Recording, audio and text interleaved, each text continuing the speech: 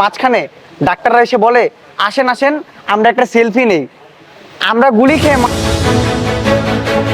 আমাদেরকে, আমার নাম আধাম আমিন। আমিন আমি নবম শ্রেণীতে পড়ি, ন্যাশনাল বাংলা হাই স্কুলে। বৈষম্য বিরোধী ছাত্র আন্দোলনে সক্রিয়ভাবে 4 দিন অংশগ্রহণ করি। আমরা প্রথম 2 দিন কুড়িল বিশ্ব রোড ব্লক করি। আমরা খুব ভালোভাবে আন্দোলন করছিলাম। বৃহস্পতিবার দিনে আমরা শান্তিপূর্ণ আন্দোলন করছি।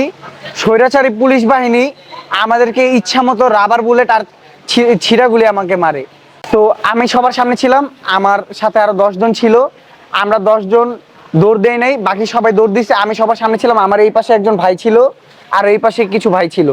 আমাকে ফার্স্ট অফ অল এই যে আপনি আমার পাটা দেখাইতে পারেন, আমার এই 2 পায়ে গুলি করে, আমার এই পায়ে মাংস নাই, আমার এই পাটা একবারে লিগামেন্ট ছিঁড়ে একদম রক্ত বাজে অবস্থা করে ফেলছে। এই যে আমার পায়ের ছবি, এই যে এটা হচ্ছে আমার ডান পায়ের ছবি, আর এই পাটা ফুটা হয়ে বের হয়ে গিয়েছে।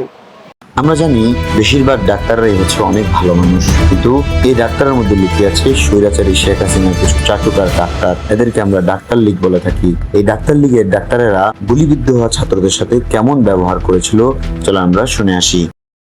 আগে আমাদেরকে এত ভালোভাবে তারা ট্রিট করে নাই। They treat like us are dog or a slave, মানে চাকরের মতো আমাদেরকে ব্যবহার করছে। যে তোরা কেন গেছস, তোদের যাওয়া উচিত হয় নাই, তাদেরকে বিএনপি জামায়াত বলে, বিএনপি জামায়াত মুরগি বানাইছে। ওটির ডাক্তারদের ব্যবহার এত বাজে যে তারা পেশেন্ট ফালায়া, 4টা পেশেন্ট আমরা ছিলাম, আমার সাথে 10 নম্বরে একজন ভাই ছিল, তার এই আঙ্গুলটা পুরো উড়াই ফেলছে গুলি করে, এভাবে ঝুলতেছিল পঙ্গুতে। এই ঘটনাটা হচ্ছে পঙ্গুরুটি।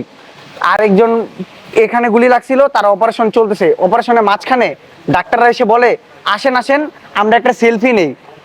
আমরা গুলি খেয়ে মারা যাইতেছি, তারা বলে যে আসেন আসেন আমরা সেলফি নেই। তখন আমাকে আমার এই 2 পায়ের নিচে ট্রে দিয়ে রাখছিল। চিকিৎসকরা এত গুরুত্ব দিত না। একটা চিকিৎসক আমাকে ধরেই বলছে যে তোরা স্টুডেন্টরা আন্দোলন করছস, তোরা মেট্রো রেল ভাঙছস, তোরাই ভাঙছস। আমি বললাম যে আপু আমরা কেন ভাঙবো, আমরা তো শান্তিপূর্ণভাবে আন্দোলন করছিলাম, আমরা তো কোনো সরকার বিরোধী আন্দোলন করি নাই। তিনি এখনো আছেন, কর্তব্যরত ডাক্তার, তিনি এখনো আছেন। হ্যাঁ, ডাক্তার তানিয়া সে ছিল, তার সাথে আরো 4-5 জন মেল ডাক্তার ছিল, তারাও আমাকে ধরে ফেলছিল। তারাও বলছে যে বলে যে তুই রাজনীতি করছস, তারপরে তোরাই ভাঙছস। আমার খুব খারাপ লাগলো। আর তারা আমাদের ঠিকভাবে চিকিৎসা করেনি।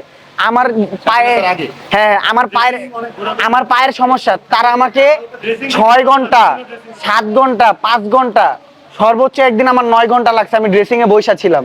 পরে ইউনিট 1-এর সিনিয়র ডাক্তার আতিক ভাইয়া, উনি আমাকে দেখলো, আম্মু বললো যে এমন এমন হয়েছে, বলে যে মা আপনি কাঁদবেন না, আমি ড্রেসিং করে দিচ্ছি। এই হচ্ছে সেই ডক্টর তানিয়া, যিনি সরারদি মেডিকেলে সরকারি ডাক্তার হিসেবে কর্মরত। তিনি তার প্রফেশনালিজম ভুলে গিয়েছিলেন, কিন্তু পরবর্তীতে তিনি ছাত্রদের সঠিক চিকিৎসা দেওয়ার ব্যবস্থা করেন। তাই তাকে ধন্যবাদ দিলেও তার প্রথমের যে মেন্টালিটি ছিল তাকে আমরা ধিক্কার জানাই। এবার চলেন আমাদের জেনজি জেনারেশনের কাছে জেনে আসি তারা বাংলাদেশকে কেমন চায়, তার কাছে স্বাধীনতা বলতে সে কি বোঝে। আমরা চাই আমাদের ভবিষ্যৎ বাংলাদেশ হবে, কোনো দুর্নীতি থাকবে না, কোনো সরকারি অফিসে চায়ের টেবিলে নিচ দিয়ে চা নাস্তার টাকা দেওয়া যাবে না। নিজেদের দেশ নিজেদেরই গড়তে হবে। আমাদের এই যে ট্রাফিক পুলিশ ভাইরা ছিল না, আমরা স্টুডেন্ট ভাইরা সামলাইছি। অনেকজন হেলমেট ছাড়াও চালাইছে। তাদেরকে কি বলবো, একটা ভিডিও ভাইরাল হয়েছে, আমি দেখলাম একটা বুড়া চাচা, তিনি বললো যে মরার আগ পর্যন্ত হেলমেট ছাড়া চালাবে। আল্লাহ তাকে হেদায়েত দান করুক। এইসব মেন্টালিটি যারা আছেন, নিয়ম কানুন ফলো করবেন না, রং সাইড দিয়ে ঢুকাই দেন, রিক্সাওয়ালারা মামারা আছেন, আমি তাদেরকে আহ্বান করব যে আপনারা নিয়ম কানুন মানুন, একটি শৃঙ্খল দেশ গড়ে তুলুন, শৃঙ্খল জাতি গড়ে তুলুন। এই যে জাপানের নারুটো অ্যানিমে, তো জাপানে তারা করে কি, তারা এক সাইড ফাঁকা রাখে এমার্জেন্সি মানুষ যাওয়ার জন্য। তো আমি চাই আমার দেশটাও জাপানের মতো হোক। জাপানে যেমন চোর কম, চোর আছে সেখানেও, কিন্তু জাপানে যেমন চোর কম, ডাকাত কম, সবাই সৎ, একজন আরেকজনকে হেল্প করতে আগায় আসে। কারো পার্সটা রাস্তায় পড়ে গেলে সে থানায় দিয়ে আসে, থানার পুলিশ আবার তাকে ইনফর্ম করে দিয়ে দেয়। স্বাধীনতা বলতে কি স্বাধীনতা বলতে বুঝি যে বাক স্বাধীনতা, যে কথাটা আমি নিজে বলতে পারবো, যেটা বললে আমার কোনো হামলা মামলা হবে না। টোকাই লীগের সময় আমরা যখন প্রতিবাদ করতাম, আমাদেরকে আয়না ঘরে রাখা হতো। আবু সাইদ ভাইয়ের রক্ত গেছে, রাফি ভাইয়ের রক্ত গেছে, আমাদের ঢাবির একটা আপু মিমাপুর রক্ত গেছে, আরো যত নিহত আছে আমাদের স্কুলের আমার একটা ছোট ভাই শহীদ রুস্তম, তার রক্ত গেছে।